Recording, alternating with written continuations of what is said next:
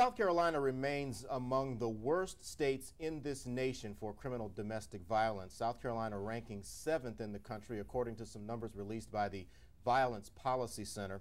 That center also said that back in 2005, there were 43 women in this state killed by men. 22 of them were black women, 21 of them white. The racial breakdown fairly even.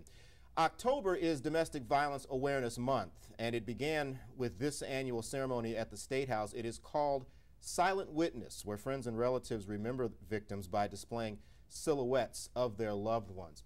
State Attorney General Henry McMaster has made criminal domestic violence one of the cornerstones of his term in office, and he joins me now to talk about why South Carolina continues to have such a problem. And we're also going to talk about a summit that you have coming up near the end of October dealing with domestic violence in the workplace. But why, Attorney General McMaster, do you think South Carolina remains such a violent place in the home?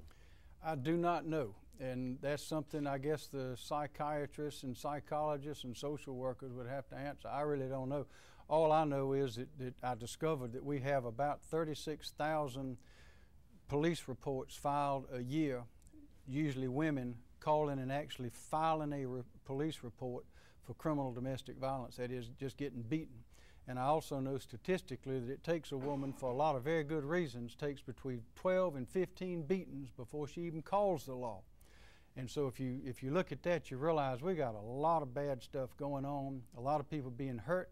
And it's not only the women, usually women, sometimes men, but usually women that are getting beaten and hurt, but it's the children that are sitting there that are watching all that, trying to grow up in that kind of an environment.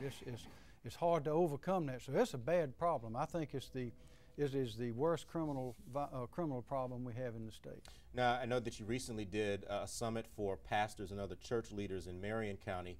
Coming up here at the end of the month here in Columbia, you're going to do one for business owners. It'll be at the convention center. You guys your office has put out some numbers, and you've said, or tried to break down anyway, how domestic violence affects folks in the workplace. Tell us a little bit about what you Yeah, the numbers are right startling. 50% of the victims miss an average of 3 work days a month because of absenteeism. That is, if you're getting beat at home and pushed around and threatened, you can't go to work. Let's see, 75% of the victims are harassed at work by their batterers. And that's an alarming thing. When you've got a woman that's trying to work, trying to get money for the children, and she's being harassed, being called, being met at lunch and all that sort of stuff, harassed by her batterer, that messes up the workplace. And we also statistically know that 17% of the women that are murdered at work by anybody are killed by a regular batterer.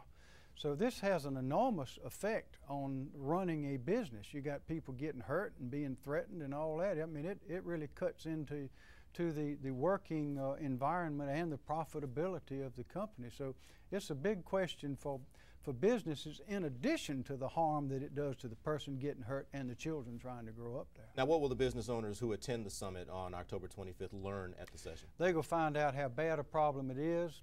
What we've discovered since I've been working on this for the last several years is most people have no idea how many people are getting beaten, and they don't understand why they don't call the law immediately. Of course, there are a lot of good reasons, and that is you might have a woman who she can't leave because she has no support, she has no vehicle, she'll have to take the children. How's she going to support them? Where's she going to live? Most people don't have a good backup system. Some people have a relative with a big house they can go to, or they got their car they can leave in, maybe have money saved up. Most people don't have all that, so they don't have anywhere to go. They don't have any options, so they try to stay and stick it out. And of course the batterer is telling them over and over, baby, I love you, I'll never do it again, and all that kind of stuff, and they fall for it just about every time.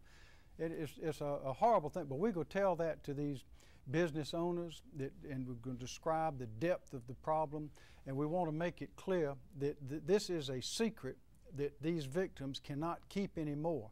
There's no shame in calling the law. There's no shame in calling these various groups that are out there that want to help. You've got to break the silence. You've got to tell somebody that you and probably your children are suffering this way, and that is step one into getting some help. There's a lot of help out there. Plenty of help for the people that want to help these victims and the children, but we don't know who they are. So they've got to make the first step by breaking that silence. All those things are going to be covered at this business summit. All right. We want to wish you continued success as you continue to tackle this problem.